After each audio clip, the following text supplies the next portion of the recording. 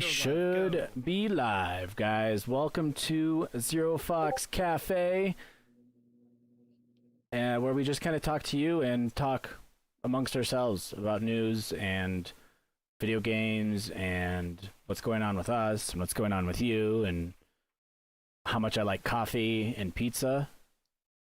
Oh man, well CJ doesn't need anyone else here to talk about that, so Um, I'm just gonna... Also, if you take a steak and you rub it in coffee and salt, it's super legit. Steak? Yeah. Super legit. That's my cooking advice. It's technically a recipe that's owned by a different company, but as long as you're not selling it. Original. Yeah, as long as you're not selling it, and yeah, it's not that original in my opinion, but as long as you're not selling it, you're fine. Anyway, how's everybody else here tonight? Trying to sneeze. I'm good. I'm not sneezing right now. Wow, the cat definitely looks like it's sneezing. Where's that cat? Oh, that cat always kind of looks like it's sneezing, so... Okay, I decalibrated it when I almost sneezed. Okay. Well, I know that Jared and I were in a heated GPU discussion earlier today. And it wasn't Okay. it wasn't heated Almost as hot as the GPUs themselves. Yeah, right. And it wasn't heated because we were angry at each other. It was just because AMD hasn't really produced a quality GPU in a while, and they keep telling everybody it's a quality GPU. Yeah, they won't shut up about how it's the best GPU on the market, but they're not going to show you any proof of that. Yeah. But I mean, on that note, it is very exciting. Their new GPUs are out or about to come out. They announced for their announcement that they announced, and during their announcement, they announced when their next announcement about the architecture of their cards is going to be. Interesting. And they also announced when the card is supposed to come out. Fortunately, because I was starting to go, what the hell, guys? But so the cards look really promising on paper so far. It's not like we're building this amazing card and then even their stats are like, yeah, no, this card's actually not that great. The cards are actually seeming to live up to at least most of the hype. There are some foibles and pitfalls in there for sure. And could they be doing some stuff better? I think so. But considering they had effectively the worst GPUs on the market, except for by price point, and they've gone to one of the, a very viable option by the sounds of it, I'm going to call it a huge win. Not as a huge a win as maybe an AMD fanboy might like, but still a huge win nonetheless. Like it definitely works, and I think that's important. Yeah, because the consoles are using the AMD cards, the basically RDNA 2 architecture, and they're pretty darn solid. So even if it's that line of solid, like we can only go up from there. So The thing is, it's not going to do what they're promising it's going to do. That's flat out untrue. Every benchmark AMD themselves has released, which is really the only ones probably to listen to at this moment, because at least they have like AMD's word behind them. So if it turns out that AMD's lying, then that's totally another thing. But it looks like when I was doing a little bit more research, it looks like they released in the last McGarry! 24 hours. No, it doesn't. YouTube still doesn't work with. I don't know why Streamlabs hasn't gotten their YouTube chat function to work correctly yet. But I've gone through all the steps I can, so I am. I'm monitoring the chat manually. Also, it looks like YouTube is behind, even though it thinks it has an excellent connection. So that's fun. Anyway, if you guys want an experience that is slightly less laggy, I would suggest going over to our Facebook page or our Twitch page, or even go throw your question in the Discord chat if you're on the Discord server, and we'll probably see it there as well, because we all are on that server and we'll see it ping us. So that is my suggestion. Yes. Anyway, McGarry, hello. Nice to see you. I know I keep missing your chats because YouTube's been somewhat of a, bad thing. Anywho, Jared, I super interrupted you. What were you saying?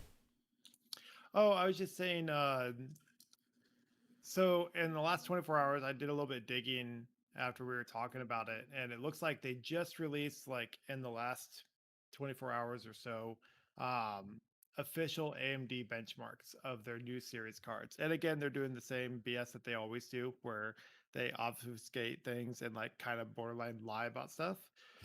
So they've released a ton of benchmarks for now, finally showing all of the community standard benchmark games. You know, Shadow of the Tomb Raider, Wolfenstein Youngblood, Doom Eternal, Modern Warfare, Battlefield 5, all this stuff. I'll shoot you the link here in the Discord. But they're comparing it to the 20 series NVIDIA cards, and to show that the new Radeon 6800 is a better card. And I believe, let me double check, I believe the 6800 is like the top of the three. No, that's the, Or is that the 6900. one? So you have 6800, you have the 6900. yeah, you have the 6800 XT, and then you have the 69 XT. And so from the numbers that Okay, and YouTube, some of the YouTube people that I've been watching, their 68 series is roughly equivalent of like a non TI 2080 ish, maybe a little less. Okay.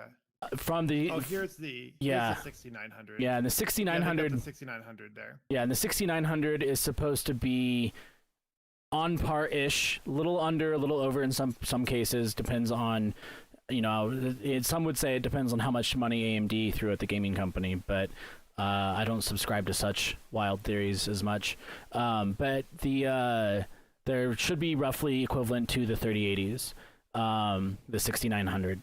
The 6800 XT should be equivalent to the, from my understanding, again, it's been a lot of information going inside my skull and bouncing around and leaking. The 6800 should be roughly equivalent to the 2080 Ti's, or slightly above the like 3070s, or equal to. And then the 6800 should be roughly equivalent to like just a flat 2080, if I recall correctly. But I could be wrong about that. Yeah. And so I'm excited for them to release it so the community can do it. Yeah. Because it's very odd that they're finally releasing benchmarks just like, Well, was it 2 days before the releases? Well, or no, it releases next month. Yeah. So this is on the 28th as of, yeah, this article that you linked me is the 28th, which is when they did the announcement. So they released all this stuff on the announcement day. So there is Borderlands in here, Borderlands 3, and I know that a lot of people have done a lot of digging into that game and found code that just plays better with AMD. So it's designed for AMD specifically. Like I said, there's a lot of code in it that plays better with AMD, and so that's kind of a small little poop pile, I think. But overall, I would say that this is a lot better. Because their GPU sector for AMD has always been pretty nar for as far as like they're like, look how good this is, and it's just like it's a stacked deck effectively. So even a lot of the tech YouTubers that I've been watching have been fairly excited about these numbers. No, it's good. It's nice that it looks like it'll actually compete, you know? Yeah. I still don't like that they are comparing it to a card that came out like 3 years ago. But I mean, for AMD, at least compare them to like modern day tech. 3 years ago is like a decade in tech terms. So it's like, why it's so weird that they're comparing it to that.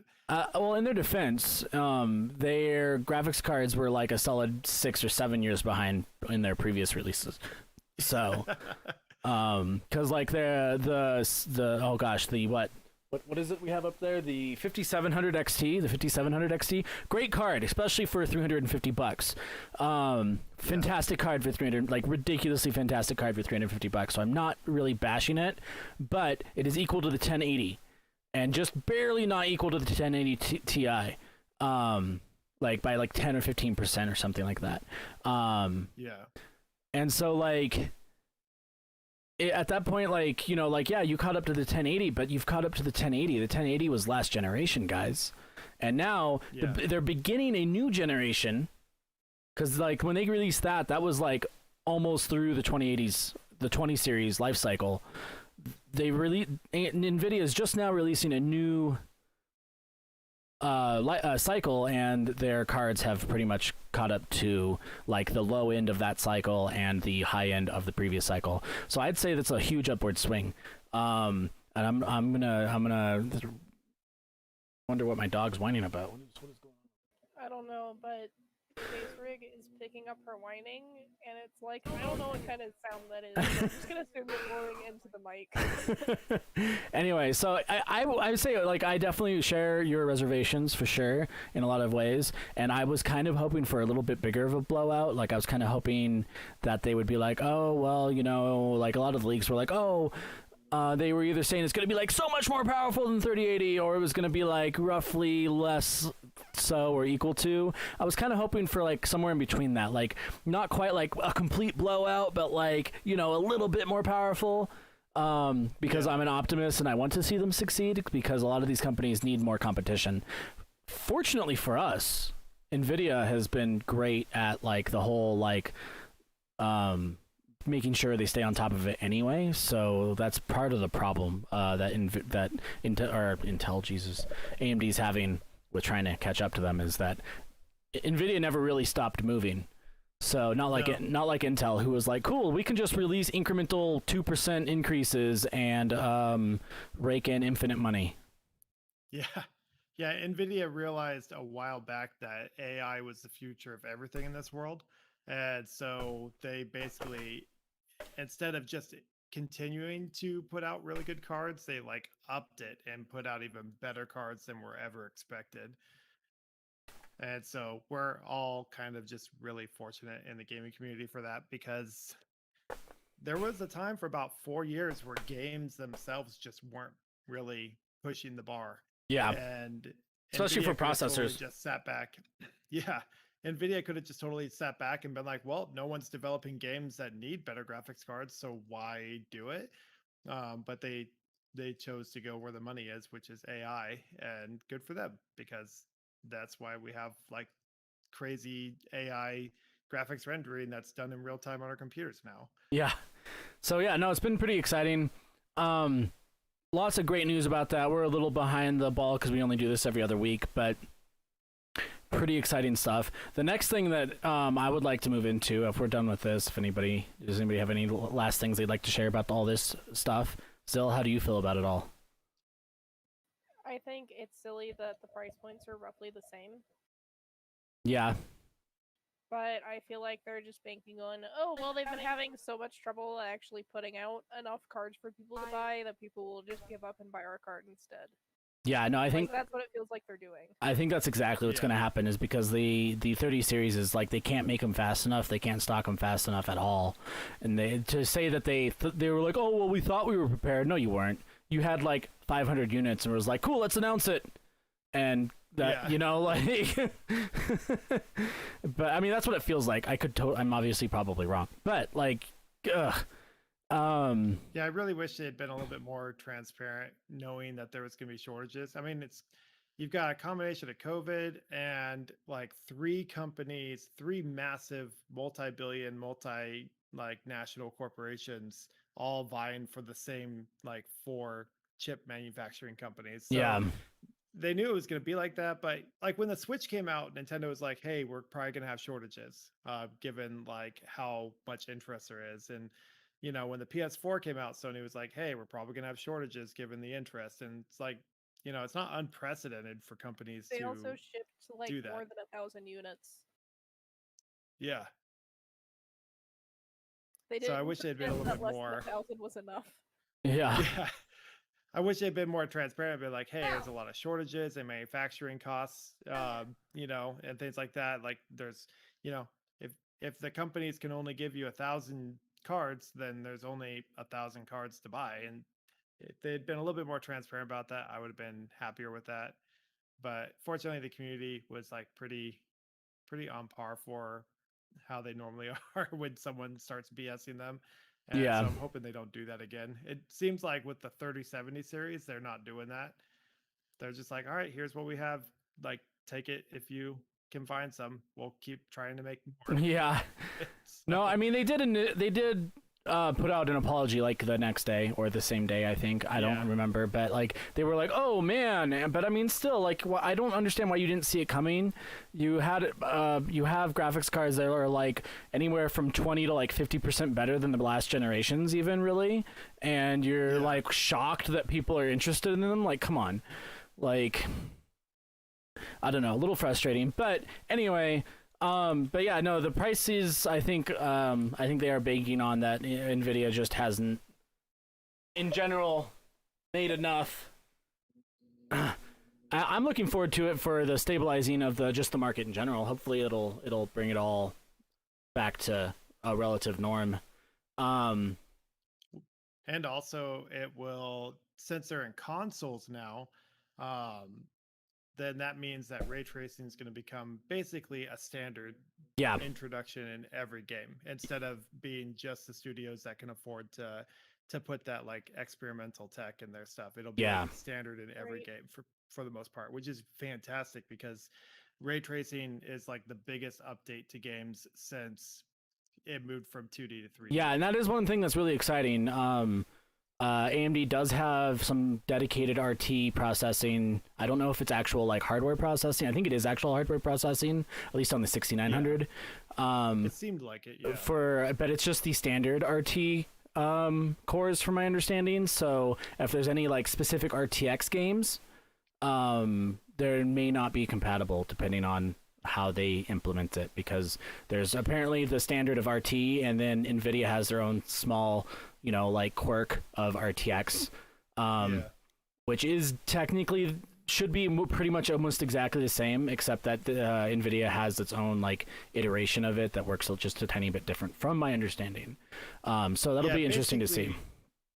Basically, what happened was Windows announced DirectX 12, which includes ray tracing in the API, and then they never released the ray tracing part of the API, and that's why DirectX 12 was like in parentheses like experimental, if you saw it in games. And the reason for that was because it wasn't a complete API yet, and this was like years ago. They released DirectX 12 like 4, 5, 6 years ago. And they just kind of sat on the ray tracing part of the DirectX 12. And so NVIDIA already had the cards being produced that were going to do ray tracing. And Microsoft didn't finish up with it. So they had to develop their own API for ray tracing, which is what was in the RTX cards. Now that DirectX 12 is fully released, as of, I believe, this year, they can start moving over and utilizing that API, which they already do. They were on day one when DirectX 12 was released. NVIDIA cards utilized the ray tracing in the DirectX 12, and I think most, if not 100%, all of games from now on will basically just use the DirectX 12 because the API is already there. But the reason they didn't do that before, the reason it was so rare to see ray tracing, was because Microsoft never included the correct ray tracing things in the API. So if you wanted to do it, you had to go proprietary NVIDIA, which I'm happy that NVIDIA put all the money into developing that API, even if it was just temporary, because we at least got to see for a few years what ray tracing was going to look like in games once it was included in 12, which is pretty cool. And now that it's in 12, at least on the Xbox, and I assume it's probably the same API structure on the PlayStation 5. We should be seeing it like in every cross-platform 3D game that comes out. Cool. So it'll be pretty exciting. Yeah. All right. Well, with all that, speaking of that, continue. NVIDIA cards. I put a link in there. I just wanted to show you real quick. This is probably the best spot to show it. If anyone wants a 3080, you can get one from CyberPower. Did you see that PC that's linked in there? No. Oh yeah, this one? I don't know how they do this for like the price points they're putting them at. Yeah, I see it. No. So interesting thing about pre-builds, NVIDIA especially, but just in general, those chip makers favor really hard the like pre-build system integrators, and wow, $1,800. Yeah, $1,800. Lian Li case. It's got a 10700K at 8 cores, which means it's overclockable. Yeah, like this in a 3080. Like if you were to build this separately, it would probably come out to like almost 1,800 exactly. Yeah, so they must have gotten some like good. Oh yeah, no, they get the great insider deal type deal where they're buying because they're buying freaking 10,000 of them type deal. and you know, and then they build all these computers. Yeah, it's water cooled. It's got a high-end motherboard. It's pretty awesome. Definitely worth. I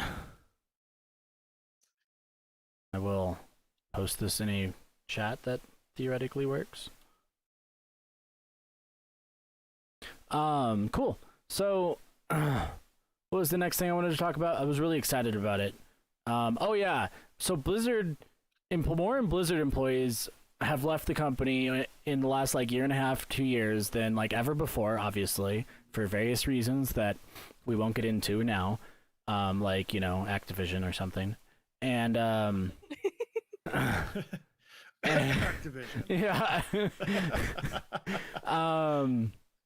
And This is an arbitrary example. yeah. And a lot of them, not a lot of them, but a fair number of them have gotten together and made their own various studios. And the biggest example being the ex-CEO Mike Morhaime, which I just dropped a video today talking about with our Couch Talks. And so he's released his like own umbrella studio, and what it does is it funds like smaller studios under it. And those studios do the projects while the umbrella studio manages them, from my understanding. And it sounds really, really cool because the two smaller studios that they have under them are also both ex-Blizzard employees. And that sounds really exciting. I know we've talked about this before, guys. But moving past that, there's, I forget the name of it, but there was one that some old Blizzard employees that just founded like a tabletop company of some kind, like studio. I'd have to try to find it again. I looked for it a little bit, but I couldn't find it. And there's just all these Blizzard studios or ex-employee Blizzard studios popping up. So I'm really excited to see like what games they make, but also their track record of like ex-Blizzard employee studios is not particularly fantastic. Not necessarily because they release bad games, but because they like release a game. Sometimes it gets done, sometimes it doesn't. Sometimes it's really great, sometimes it's not. You know, it's like a 50-50 crapshoot at best. And so we'll see. But yeah, they've been having a lot of problems with Activision. I think that's the main problem with it. Yeah. Did you see that they're closing their French Versailles office? And are all they? the employees are striking. Yeah, they basically put a strike letter out, and they're striking because for a while now they've been suspicious that Activision was thinking of downsizing or closing the office. So they've sent official requests to Activision asking for clarification on the future of the Versailles office, and Activision keeps telling them, "We're not going to close it. Don't worry, everything's fine." And then they just released a notice, "Hey, we're closing your office." And so the employees are like, "Nah, this wasn't impulsive. Like the multiple times we asked and you told us that you had no plans to close it, that was just a flat out lie. Like you don't just impulsively close a studio. That's not something you do like on a whim." So that means that it's been in the works for quite a while now, which is probably why they were suspicious of it. And so now they're striking, and it's like 285 people that are just out of their jobs. Jeez. After specifically being told by Activision, "Don't worry, you don't need to look for new jobs or anything. We're not closing the office. Everything's fine." And then they immediately turned around and closed the office. And so the office workers are striking, and basically calling Activision out for being like, continuing to be one of, if not the worst game company in the world. Not that they care, because they're a multi-billion-dollar company now. Yeah. So there's I found one from Game Sutra that said that there's some of these ex-employees started a company called Flagship Studios, but the link that they've linked is for sale still. So I don't know how real that is. But then there's Frost Giant Studios, which sounds really cool. So it's just really interesting to see like what kind of bizarro shakeup, like I guess, on one hand it's almost kind of good because we're getting all these different studios and we're going to get a whole bunch of really interesting new bizarre games from all these small studios, hopefully. And because like all these big companies want to do is make a game that wins, right? That's all they really want. They want their Call of Duty, they want their Battlefields, they want their Madden 64 or whatever it is. You know, they want those kinds of games that are just like guaranteed cash cows. World of Warcraft. Like, you know, give World of Warcraft all kinds of crap, but I loved it at one point, and I still kind of do because I love the universe. But it is just a giant cash cow for that company now. And yeah. I mean, World of Warcraft, according to Wikipedia, has made them over $9 billion as of like almost 4 years ago. yeah. And so they're probably, you know, at the 11 or so, 11, maybe even 12 billion plays now. Activision makes almost 2 billion annually. And you can probably guess that the majority of that is from World of Warcraft and Call of Duty. Yeah. And so, yeah, I just posted another article. So there's a lot of speculation that all Blizzard employees, like the entire company, is going to go on strike over Activision's treatment of them because they're tired of seeing all the talent leave. And so, well, yeah, because it'll be interesting. as far as I can tell, like all the like middle manager / like people who actually know the code, you know what I'm saying, have left basically at this point. Like you have all the people from like even the World of Warcraft portion of the studios who have basically dipped out. So you now have like people who've been there just long enough to begin to understand the base code, and people who have been there or just keep rolling in, I feel like. And like, you know, hello Heather, thanks for the share. So I appreciate it so much. And you know, so it's just really bizarre. Like I don't know. A lot of these big companies, I feel like they do this thing, and Zill puts it best, is they're trying to like get the eggs before the chickens even like hatched or something, like before the chickens even laid them. So for the full metaphor, Activision is like has this chicken coop, and they're trying to sell eggs. And at some point, they were like, "We want more eggs. We'll buy another chicken," and that's reasonable. And then they go, "This chicken isn't making eggs fast enough. What if we kill the chicken and take the eggs out of the chicken and sell those?" And then they yell at the chicken for not making any more eggs.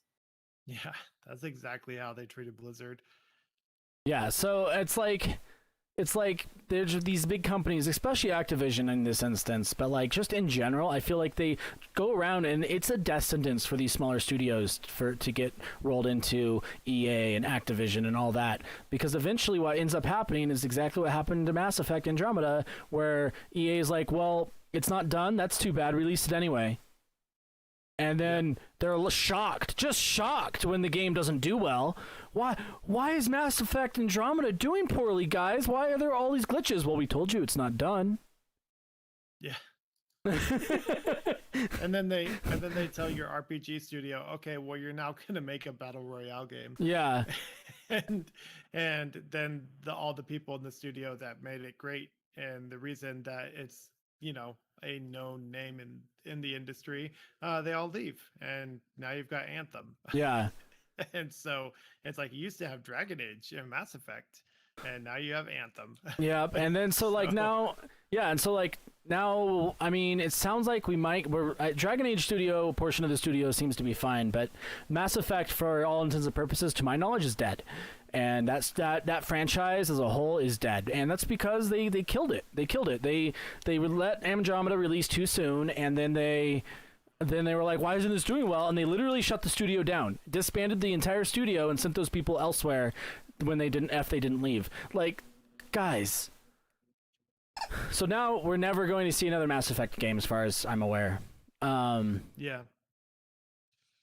Anyway, frustrations abound in that, but I'm really excited to see where all these ex-Blizzard employee studios go, especially Frost Giant Studios. I'm excited about because they're stuff on their webpage basically says we are interested in making RTSs. That's what we want to do. That's what we're interested in. That's what we love. And I love RTSs. I'm a huge RTS guy. I haven't played very many on the stream because I don't feel like most people enjoy watching RTSs, because honestly, like, unless there's a lot of crazy intense action going on, they're really not that interesting to watch because it's all about base building and management, right? I love them though, and I will happily watch them personally. I'm just, I guess, kind of a freak that way. But I think in particular, like the 4X strategy games are the ones that aren't that exciting to watch. yeah, Like if you play Stellaris, that's just base building. There are a lot of RTSs that are a lot more exciting to watch than that. that's fair. But anyway, I'm really excited to see what that studio comes up with. But it's also kind of scary because you have all these small studios starting up, and like some of these studios never even actually release a game. These old like small studios, especially Blizzard employee studios, because we shared a graphic at one point on the channel that Jared found that like Blizzard employee studios over the last like 10 years or 20 years or something. Yeah. Or since its lifespan, I don't remember, but obviously the newer ones in the last 3 or 4 years aren't on there. But like, yeah, pretty interesting stuff. I'm excited. We'll see where it goes. I'm gonna try to put my finger on the pulse of it and keep everybody updated because I am interested in it. Dread Elephant, welcome back. I did pet her. What a weird little doggo. On a side note, so you said that the Dragon Age part of BioWare is still up and going, but I can't find any actual news about another Dragon Age game. So I looked it up, and they released Dragon Age Origins 2, and Dragon Age Inquisition in like 5 years. Yeah. As well as like 15 other like little game DLC things that were like 80 hours long each as well, basically their own games. Yeah, but so it's kind of interesting. Dragon Age is one of those companies, and it's weird that they've gotten away with this, so there must be something somewhere, or they just have the clout, one of the two. But they're one of those like portions of the EA company that like they sit on their game, and then one day you wake up and in the news is like, hey, here's Dragon Age 4. What? Yeah, we've been working on this. We mentioned it like once, like 6 years ago. You remember that? You know? Dragon Age 4, by the way, at the absolute earliest, 2022. So probably a 2023 release. Yeah. And they've been working on it since 2014. Or So 13 or 12. I am pretty excited about that one, I must say, because I really loved even Dragon Age 2 was pretty good, even though it was definitely a fast hash. It was still good. Jared, you still got that buzzing going on, so I don't know what's going on with your poor mic or whatever's happening, but something crazy. Maybe Discord's angry. Maybe. Discord's like, how dare you take me out of the loop? Do you have you can still set the little like sensor bar to like 96% or whatever, like I do, to prevent it from just picking up the universe. Anyway, Regarding the cosmic microwave yeah. radiation into something audible. Yeah, exactly. So that's all really exciting, and I'm pretty stoked about all that stuff, and I'm also stoked about Dragon Age 4 at some point in the distant future. Oh, here's some disappointing news, because we've had a lot of interesting / bizarre news. Cyberpunk 2077, shockingly, you guys are going to be shocked about this, got delayed again. I'm really excited about this game. The more I look at it, the more I'm kind of like, this is going to be a really cool game. But also, just release it, and then you guys can patch it up afterwards. Like, that's pretty much standard practice now anyway, right? Like, I would rather a game gets delayed than has a bad launch. that's fair. I don't know. Like, as long as it's not, like, effectively game-breaking, I don't super care. Like, the problem with, like, to go back to Andromeda is, like, people's faces would, like, literally freak out so bad that people had nightmares about it and stuff. What was it, like Warcraft 3 bad? No, Or was it like, Sonic Adventure No. bad? no, like, It was like Assassin's Creed 4 bad. it was I like, haven't played Assassin's it was like Creed people would much. start talking, and then their mouth would just slowly, like, get wider and wider and wider and wider. and their eyes would get wider and wider until their eyeballs were like bugging out of their head. Yeah. One day we need to just like have a series of cutscenes from these different games, and it needs to be that and Warcraft 3 and Sonic Adventure. Out of all the toys you brought me, why did you have to bring me the one that squeaks? But anyway, so yeah, no, that sounds fun. I like that idea. That could be fun. That could be a fun thing to do. So anyway, yeah, Cyberpunk 2077 got delayed again. I do agree that like I'd rather have a good launch / a great game at launch usually than just like it be patched up afterwards. Because a lot of times by the time you've patched it up, like I've already played it, or you know most of the people have already played it, right? So. Or there's also, and I know this is less and less of a problem, but if you don't have an internet connection, you're not getting the patch. Yeah. So Yeah. something playable should exist for the people who are just buying a hard copy, and that's it. That's fair, especially in the United States, because like fun fact, we're, you know, there's even some third world countries that have better internet than us. Let's just put it that way.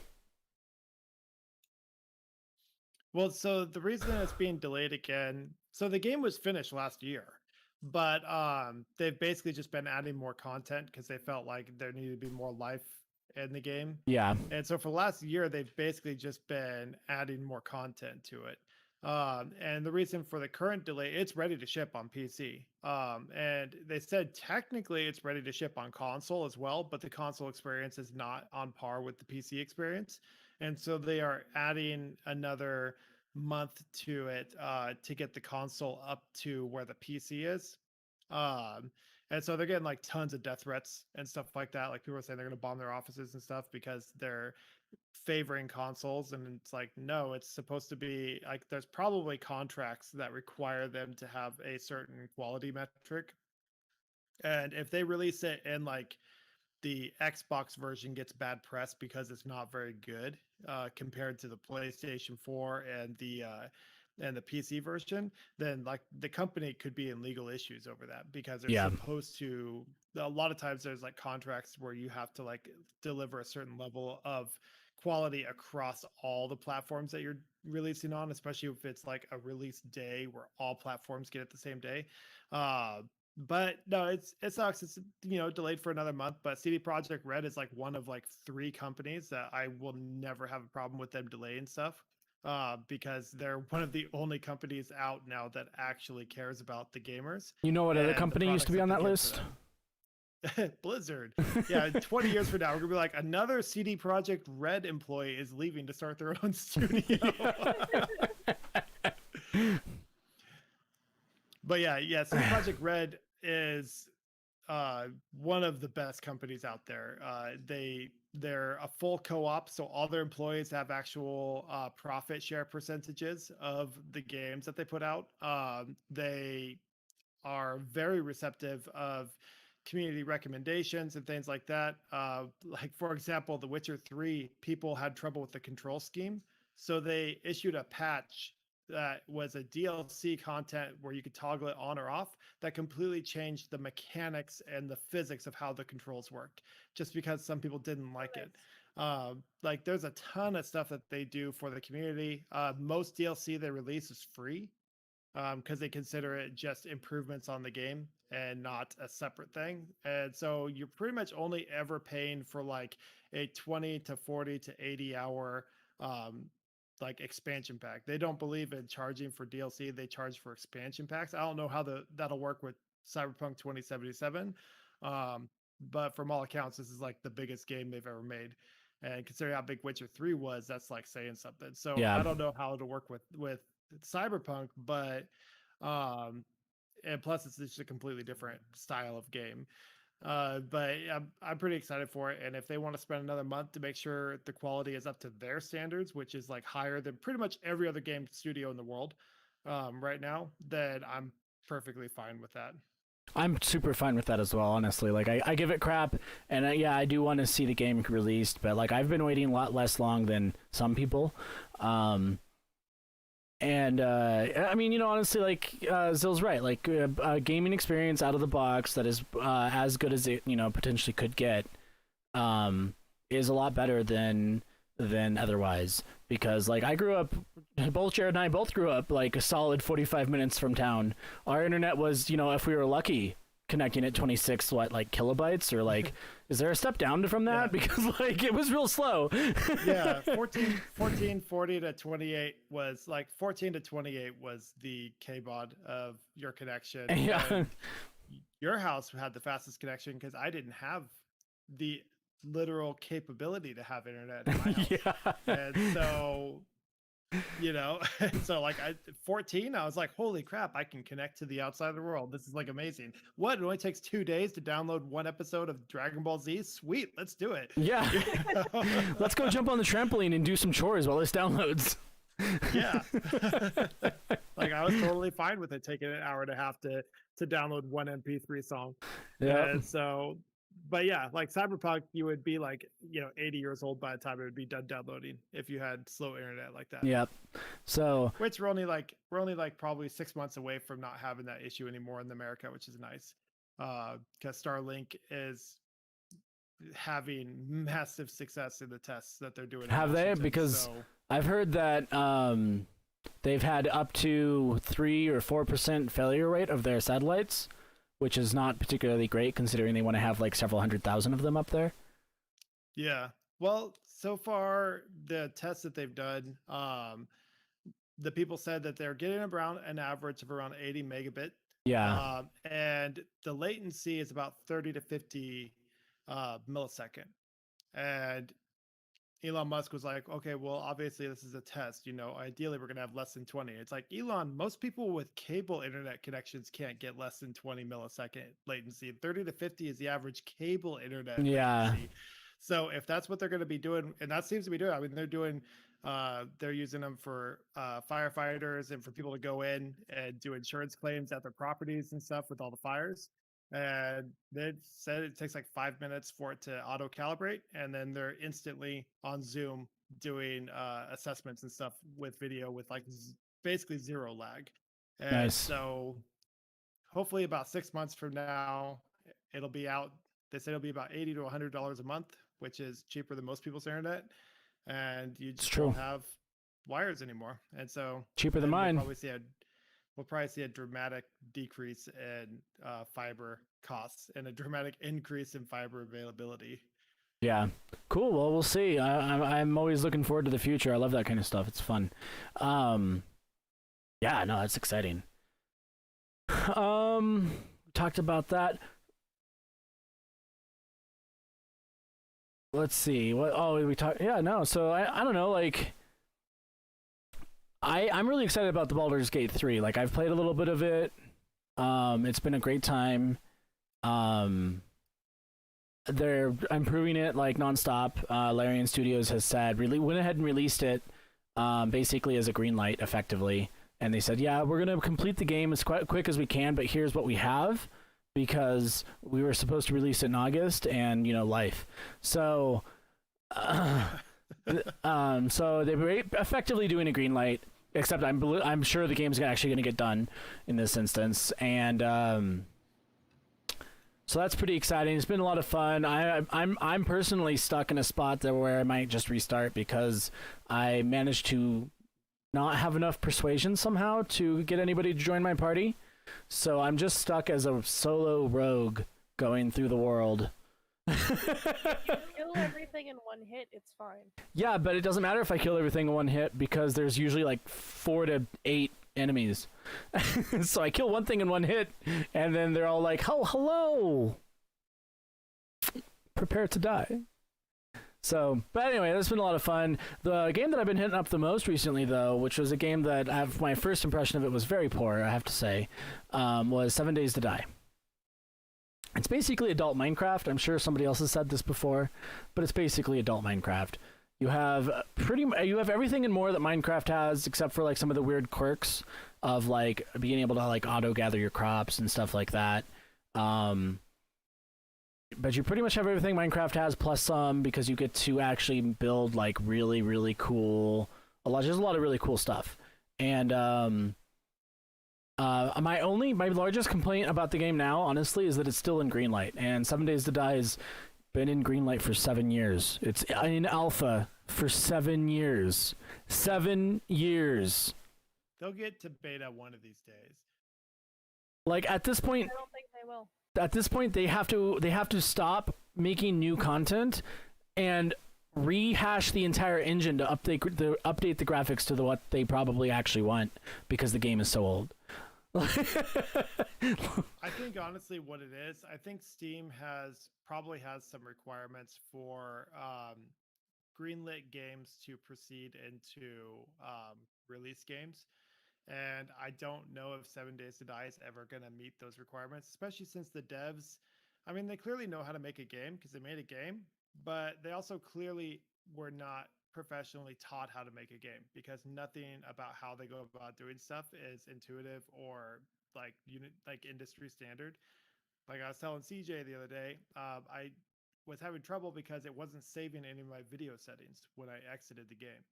I would re-enter the game, they'd all be set back to default. So I was like, all right, easy enough. I'll just change the INI file and, do it that way. And that way the INI file will be changed and that'll auto set my thing. So I went and found the INI file, and the INI file just says all settings are now in the registry, and then gave me a registry key path to go to. And so I went to the registry key path, and 7 Days to Die now has all their options stored in the Windows registry. And you have to use regedit in order to change like the VSync option. And like no one's ever done that. No one's ever done it. That's something that like someone who's never learned how to do anything before, they just figured it out and they're like, oh, Windows has like an options program called registry. Let's just put all of our options there. Yeah, that totally makes perfect sense. And so like they just had this great idea. It didn't ask any actual like trained programmers if that's a good idea or not, which of course is not. That's the dumbest idea ever. I feel like I played some games in like the late 90s, early 2000s that did that. I definitely have installed at least one game that does that, and I don't remember what it was. But yeah, so I have a game that has registry keys. Yeah, it's definitely something like someone who got like, C+ for dummies and made a game based off of that. It's definitely something like they would do. Yeah. Right.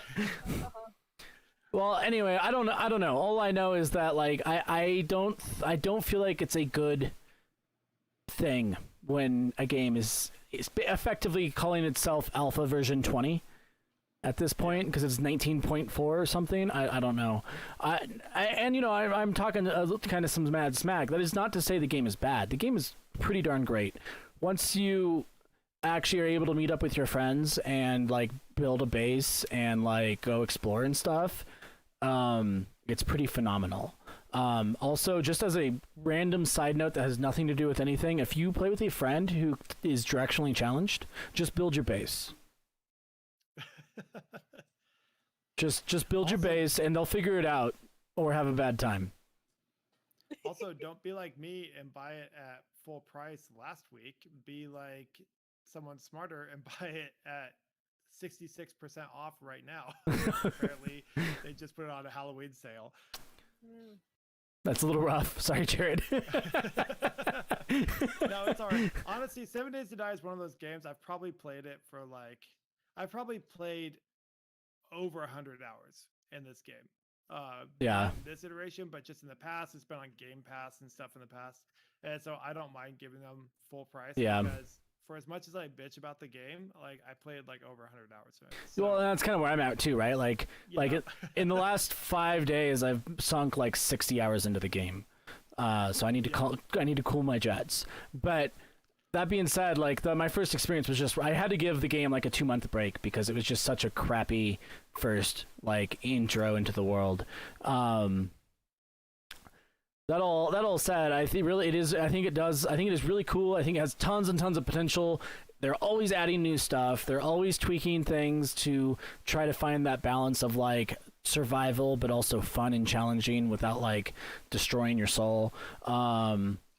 They have lots of cool vehicles and everything else. I just really think that like they could probably at this point make more money if they didn't necessarily stop production on the current game, but like released it as a full game, worked on like an expansion that was like a lot of content, and then release the expansion while also maintaining and adding new stuff to the game that is released. Why it's still in alpha, I don't know. This just doesn't make sense to me. Like, I understand, like, maybe there is some kind of requirement that Steam has that they're not meeting, but like, why? And just do it, because like, so many games still are always releasing new content on Steam all the time, and like adding stuff to their games all the time. And they're full games on Steam, so like, what the heck, guys? I don't know. It's just weird to me, and it's been 7 years. They've released versions on 2 of the consoles that are no longer technically supported because those studios have closed. And so like, because they released it on the PlayStation 4 and Xbox through Telltale Games, if I recall correctly, and Telltale's shut down. So those versions of the game are no longer getting updates or supported because they were being handled through Telltale. So it's just, I don't know, like, it's lived a life of a full game, like of a game that's been fully released. So why is it still in effectively alpha? That just blows my mind.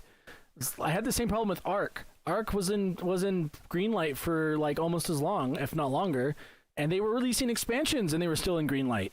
And I was like, I am literally never going to buy this game because you're releasing expansions and you're in greenlight. Like, screw you. I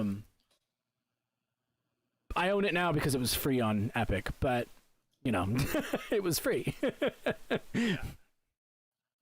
No, it's really weird, and I think there's probably like a reason that they're holding on to, and that's giving them the excuse to be lazy and not fix whatever the reason is. Yeah.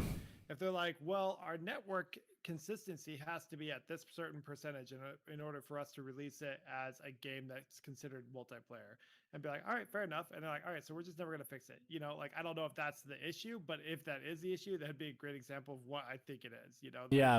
They're going to say like, oh, it's not compatible with enough versions of like, you know, enough Windows builds or like hardware versions. And so we're just never going to make it more compatible. So that way it'll always stay in alpha. But I'm kind of curious. I'm kind of curious what these companies get for being in greenlight. Like, does Steam get like a slightly less cut or something? You know what I'm saying? Like, why? It's just weird to me. Anyway, beyond all that, oh, go ahead. 5 years ago, someone used Steam Spy to see that they had made about $27 million so far. And that was 5 years ago, and it wasn't as popular 5 years ago as it is now. So there's probably a financial reason, like you said. Like, yeah, Steam doesn't get as much money from it, and because it sells so well, Steam's like, oh well, we'll at least keep it. You know? Yeah. I don't know. All I know is that it is a really cool game. I do wholeheartedly suggest it to those survival / like crafter enthusiasts, especially because I think it'll even appeal to those people who like kind of like those crafting games, but kind of prefer the exploration aspect of it, because the game really divides itself into like 3 or 4 different like sectors.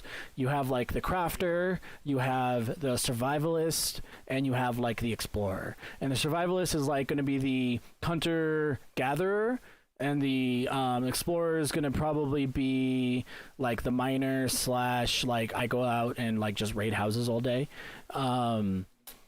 And then, you know, you have the crafter, which is like what I'm doing right now, and I have this base with like crazy fan blades and like pit traps and everything else. So it's pretty cool. I definitely super suggest checking it out, especially because it sounds like it's on sale. I didn't know it was on sale, so that's good timing on my part.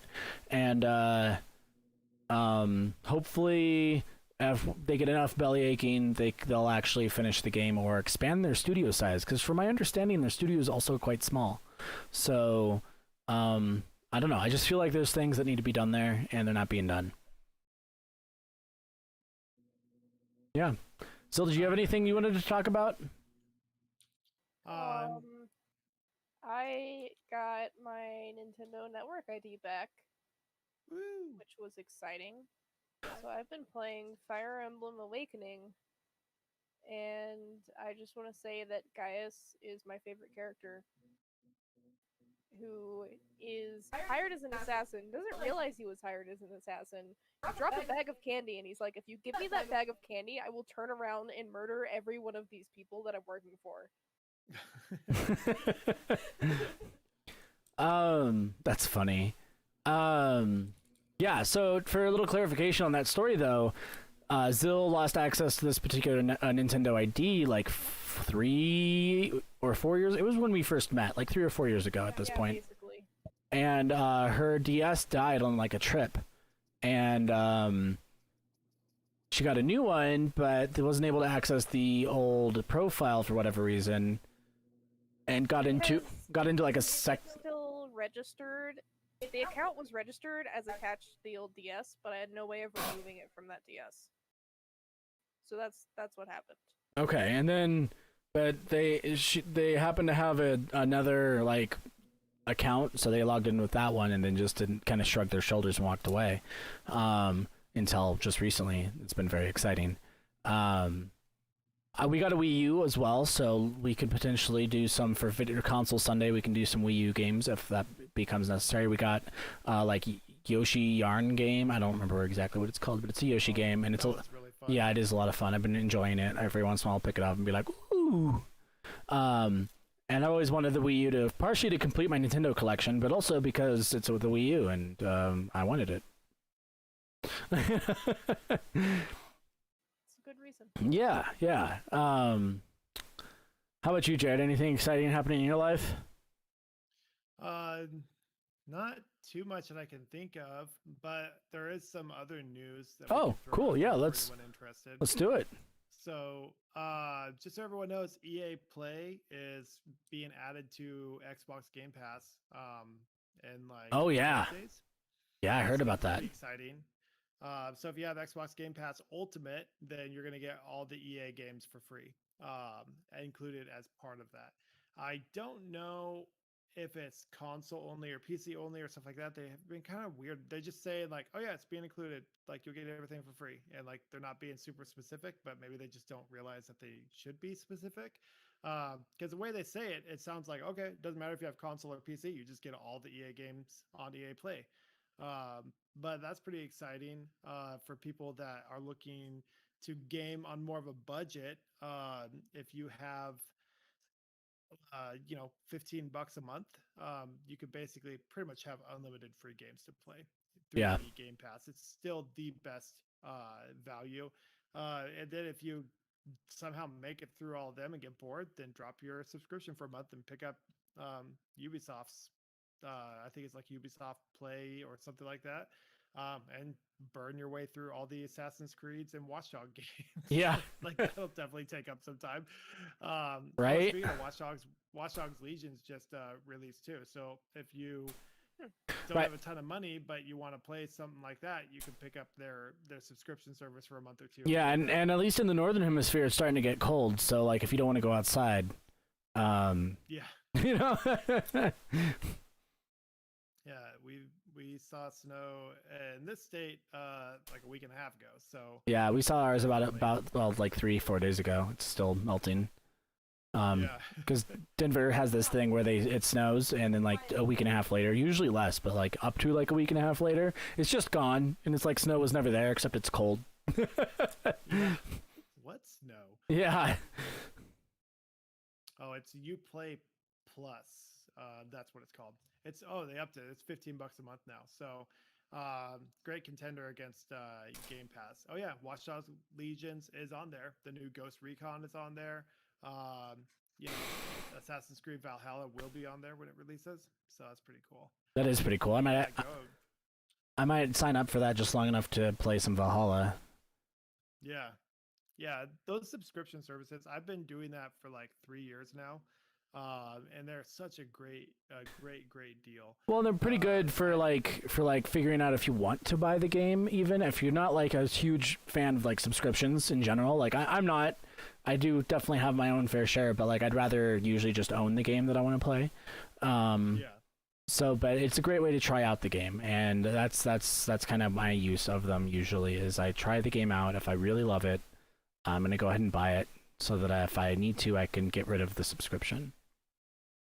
And for every 12 people that subscribe, they've made their money back on one of those games. And those 12 people are probably not the 12 people that would have bought it at full price. And so you're definitely not hurting the companies, because the fact that all these companies are doing this, EA has been doing it for years. Ubisoft just started this year. Microsoft started like 2 years ago. So the fact that they're all doing this now really shows that there is a profit to it. So Yeah. you don't even have to feel gross about it, because you can go Well, ahead and do it. yeah, and you know, if you think about it in these kinds of terms, you think, you know, if the studio gets, well, let's say $2 of my 12 or $15 or whatever it is. Let's say they get $2 per like download of the game, or like per like instance of a person playing like monthly, then times that by 100,000, and you easily have somewhere between $100,000 and $200,000 rolling in a month to potentially that studio, depending on how the licensing works. I don't know exactly for sure, obviously, Yeah. but like, you know, if Studio CJ here made the game CJ is Awesome, and I put it on one of these subscription services, and I saw $1 for every single time every month that somebody played over a certain number of hours, and or something like that. I mean, I have no idea how it actually works, but if that number were to hit, like, you know, a few 100,000, like for very little work, I make $100,000 a month, you know, like. Yeah. It's great. And there's a reason Netflix and all these other companies exist, because it's a good profit structure. So I 100% support subscription game services, as long as they don't start taking away our ability to buy games if we want to purchase. Yeah. Then I 100% support them, and they haven't done that with movies, so I don't know why they would do that with games. Right. I could see you the. always have to kind of like say that. Yeah, sometimes. I could definitely see the cost of games going up, because there's been a lot of, like, $60 to buy like a AAA game, especially these days, is not that much money when you really think about it. Like, you know, even if they sell like 2 million units of it, like, a lot of times to break even, they need to sell that kind of numbers. They need to sell like 2 million units. So like, you know, to bring that down to 1 million instead of 2 million, I'm not necessarily opposed to that. That being said, I feel like people need to make more money before that kind of stuff starts happening. But that's just my personal opinion on that. You went Super Robot. Yay, Super Robot. Wow. Well, hopefully I'm fine over the stream, because you're fine. No, it's on the stream too. Is it? Oh, neat. Oh, dang. He sounded fine to me. Oh, yours is doing it too. It must be either the internet or. Yeah, your picture just went blurry on the Discord. Must be something between us two. You all the way over there in the Northwest, and me all the way over here in the middle of the country. Yeah. But it's still doing it on the stream too, so maybe they're having like a central like DNS server issue or something. Sailor Chick, hello. Yeah, well, I mean, I think that's all we really have for you guys tonight. Jared's gonna go out and do his weekly shopping trip. I'm gonna go back to doing whatever it is I do, and Zill's probably gonna do some kind of like magical thing. Maybe. Who knows? Anyway, thanks for hanging out, guys. Thanks for watching. Always hit us up with questions. We'll do our best to answer them. Tonight was kind of a slow night for the chats, but that's okay. Thanks for, you know, hanging out. Have a magical day. How do I end the stream?